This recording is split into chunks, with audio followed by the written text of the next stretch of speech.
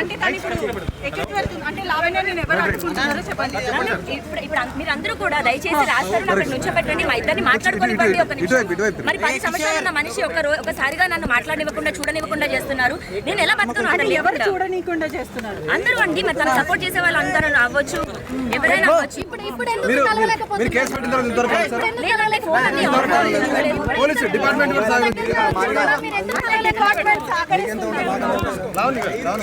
ఏమి తప్పు చేయని మనిషి ఎందుకు తప్పించుకుంటాడు? తప్పించుకొని వెళ్ళిపోతున్నాడు. సమాధానం చెప్పండి.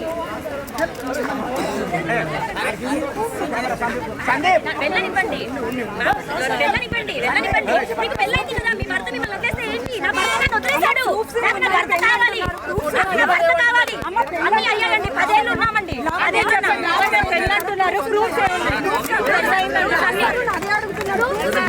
ఉన్నాడండి నాతో, 10 ఏళ్ళు ఉన్నాడు. మీకు తాళి కట్టడం వీడియో గానీ ఫోటో గానీ అట్లాంటివి ఏమైనా ఉన్నాయా చెప్పండి.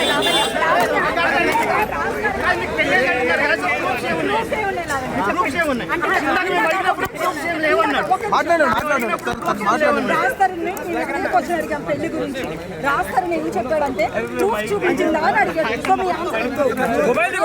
మేమిద్దరం లవ్ మ్యారేజ్ చేసుకున్నాం, మేమిద్దరం మాత్రమే ఉన్నాం. మేము పెళ్లి చేసుకున్న 3వ నెలకి మేము పెళ్లి చేసుకున్న సెల్ఫీస్ ఉన్నాయి, సబ్మిట్ చేయడం జరిగింది. పెళ్లికి సంబంధించినవి గుడిలో నా మెడలో తాళి ఇలా కట్టినప్పుడు మేము ఇద్దరం దిగిన ఫోటో ఉంది, అది సబ్మిట్ చేయడం జరిగింది. అది సబ్మిట్ చేయడం జరిగింది. 10 ఏళ్ళు నాతో ఉన్నాడు, అదే పెద్ద ప్రూఫ్ అండి. అన్ని ఉన్నాయి, చేసేసామండి, అన్ని సబ్మిట్ చేసాము, అన్ని చేసాము. కేసు అయింది, ఎఫ్ఐఆర్ అయింది. ఇప్పుడు నాతో నిన్న పడుకున్నాడు, నాతో నిన్న తిన్నాడు, నాతో అబార్షన్ అవన్నీ పెట్టాల్సిన అవసరం లేదండి. అవి ఏం జరిగాయో అవి మేము కోర్టుకి ఇచ్చుకుంటాము. అవును, డెఫినెట్ గా 2 సార్లు చేయించాడండి. పిల్లలు అప్పుడే వద్దు అని 2 సార్లు చేయించాడు.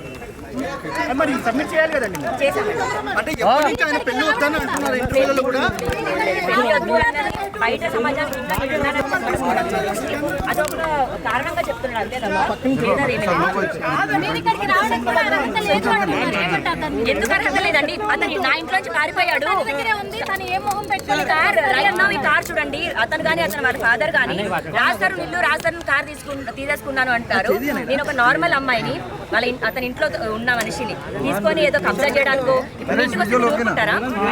ఆకలిస్తున్నారు, ఒకసారి పెడతారు, 2 సార్లు పెడతారు. 11 ఏళ్ళు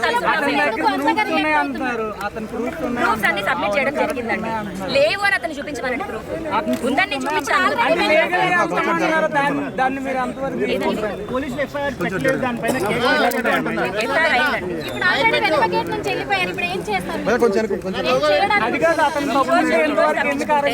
ఈ రోజు తప్పించుకుంటే రేపు దొరుకుతాడు కదండి. రేపు వెళ్తాను, అతను నాకు సమాధానం చెప్పనంత వరకు నేను వదలను. చేయాల్సిందంతా చేసి వదిలించుకోవాల్సిందంతా వదిలించుకొని నేను లీగల్ గా చూసుకుంటాను. మా లాయర్ మాట్లాడతాడు అంటే కరెక్ట్ కాదు. అదే అండి, ఇప్పుడు ఎందుకు అరెస్ట్ చేయట్లేదు అన్నది డెఫినెట్ గా.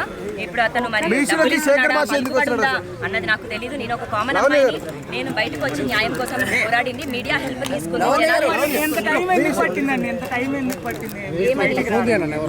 నాకు 10 ఏళ్లలో ఇప్పుడే కదండి నన్ను వదిలేసింది. ఎప్పుడు వదిలేసి